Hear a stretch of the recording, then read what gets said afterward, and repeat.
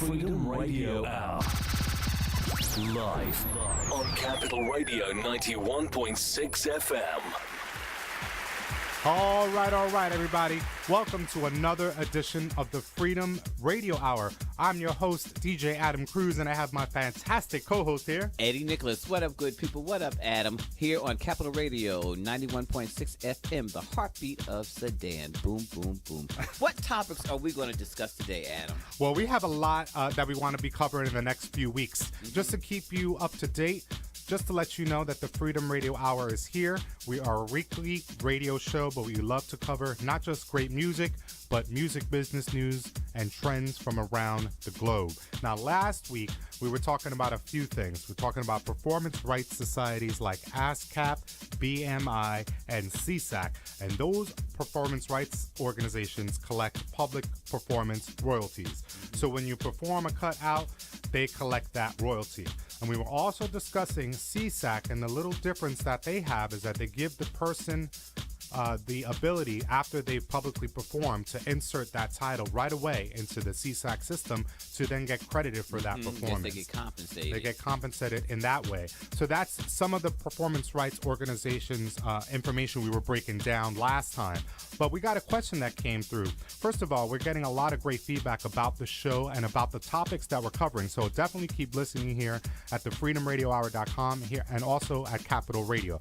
But what I wanted to let you know is one of the questions that came through, which is very good, is I understand about ASCAP, BMI, and CSAC, but I also heard about Sound Exchange, and I wanted to understand what the difference was between the performance rights organizations that we just talked about and Sound Exchange. So now, well, from my understanding, because I'm a member of Sound Exchange and I have to look back into it, Sound Exchange deals specifically with digital.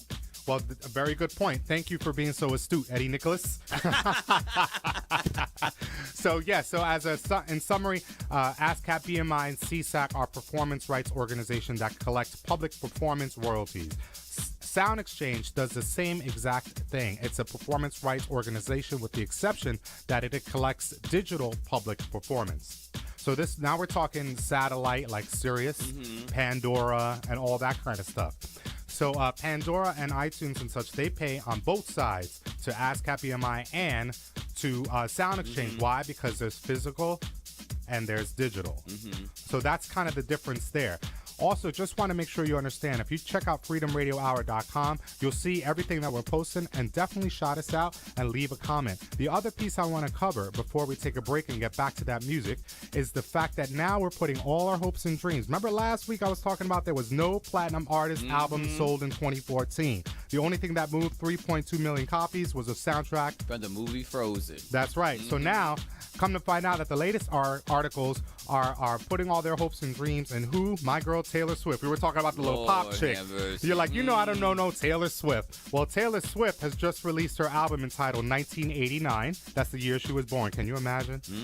Anyway, so she just released her album on Monday, October 27th. So the music industry is hoping upon hope that perhaps she'll be the only platinum artist sold in 2014. We'll cover that and more when we come back here at the Freedom Radio Hour. Capital Radio 91.6 FM. Freedom Radio Hour. Live on Capital Radio 91.6 FM. And we're back right here at the Freedom Radio Hour. I'm your host, DJ Adam Cruz, and we have our fantastic co-host, Eddie Nicholas. Wanted just to tie up our news item that we covered before the break, and that was the fact that, again, we don't have any platinum-selling artists for 2014. But with the newly released 1989 album from Miss Taylor Swift. Now, the recording industry is putting all their hopes and dreams into Miss Swift, hoping that she'll sell platinum before the end of the year, because at least the Recording Industry Association can save face and say they have at least one platinum selling artist album in 2014. Now, she didn't get all praise for her album so far. You know that when Taylor Swift started, she was country, right? Yes, but before even that, she was an American Idol contestant here in the States, one of the big contests, the X Factor and such. Well, they have American Idol, and she came from that. and blew up in the country circuit, to your point, because she got in there, and her sound was very, it lent herself very well to that genre. Well, she blew up over these successive albums. She's kind of veered slowly but surely away from that country sound in favor of more pop sound. So her country fans are saying, well, your album might be cute, but where's the country, Miss Swift? So I was kind of feeling like, listen. Where's the country? Yes. How do you feel, though? Are you a person that you like different styles of music, jazz and all kinds of stuff that's not necessarily house? How do you deal with the fact that people want to hear house from you, but you definitely want to do other kinds of music? Well, whenever we do anything, especially me as an artist, we have an intention of what we want to do. So we lay out a series of things. We may want to sing, we may want to dance. Whatever our intention is, we set out to do a project. But then after we have the intention, the other word is integrity. Yes. So, intention and integrity must go hand in hand. And often we find the intention, but we don't find the integrity. Well, I definitely couldn't agree more. This was the perfect segue to our main piece tonight. We want to talk to you. If you're a music enthusiast, if you're a producer, a DJ, a party promoter, an event planner, or anybody like that who's interested in working in this kind of scene and music business in some way, then definitely this piece is for you. We wanted to talk about intentions and integrity tonight, and we have Mr. Eddie Nicholas who will be facilitating our conversation. But now we're talking, if I'm a promoter and I want to promote a new party, I want to promote you, Eddie Nicholas, as an artist. But I also have other aspirations that I might not even tell you, or I may not even know that they're happening yet. Like I might aspire to sing and record. I might aspire to paint, or I might aspire to become a poet. So talk about, if you can, intentions and integrity in the context of music and the music business. Well, everybody aspires to do something, and in the music, as you just pointed out, promoters, but not only promoters, but collaborations with other artists and producers. That's a sort of intention. The intention is to set out and do a good song. That's right. But somehow, when you do the intention, everything is done, the integrity falls short, because then a lack of communication and correspondence will screw up every and anything all the time. You think you have a good intention, but then when you set out and you look at the final product and it comes time to deliver the final product, then the integrity and the truthfulness of why this project was done is not there. Well, it all blows. It has a habit of blowing up in one's face. I definitely agree with that. It sounds like you're bringing up two main points that I'm just thinking this is wonderful. One of the ways in which you want to get into this business is to collaborate, as Eddie mentioned.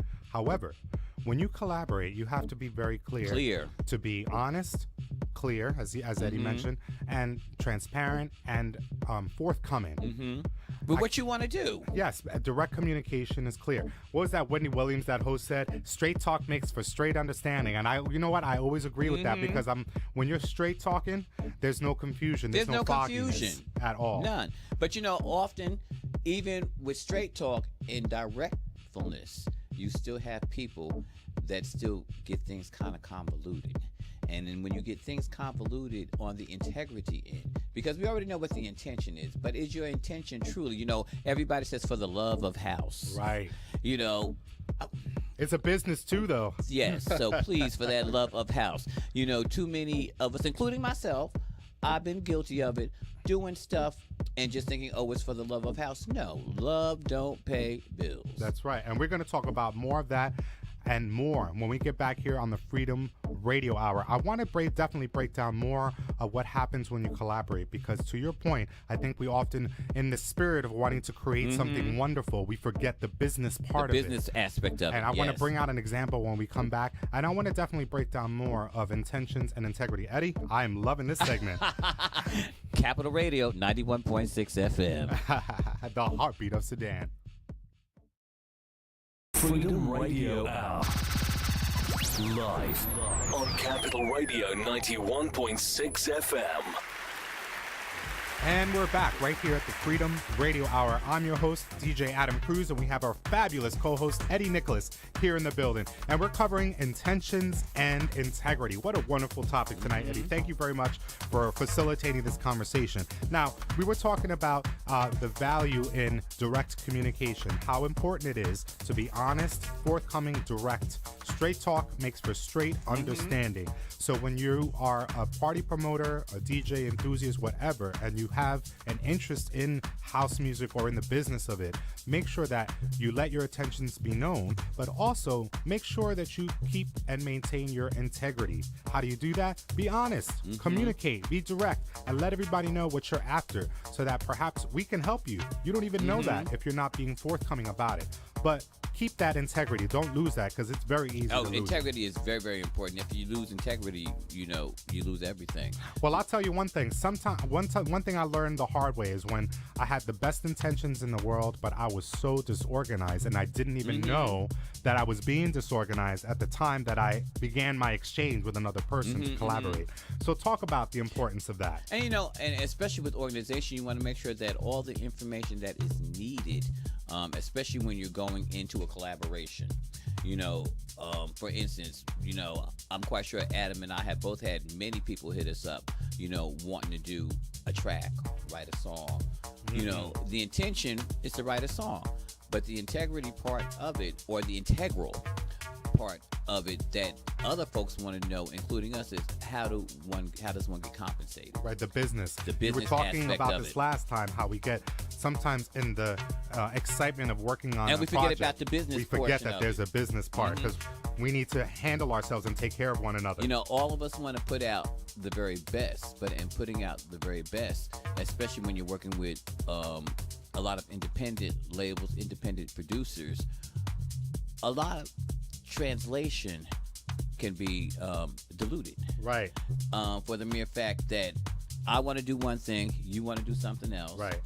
Time passes, we keep going back and forth. One person tells you directly what you want, but then for whatever other reason, the other person is not hearing it. Right. And in not hearing, you come to a point where one gets dissatisfied, one gets a little bit impatient, and one has to make a choice. Right.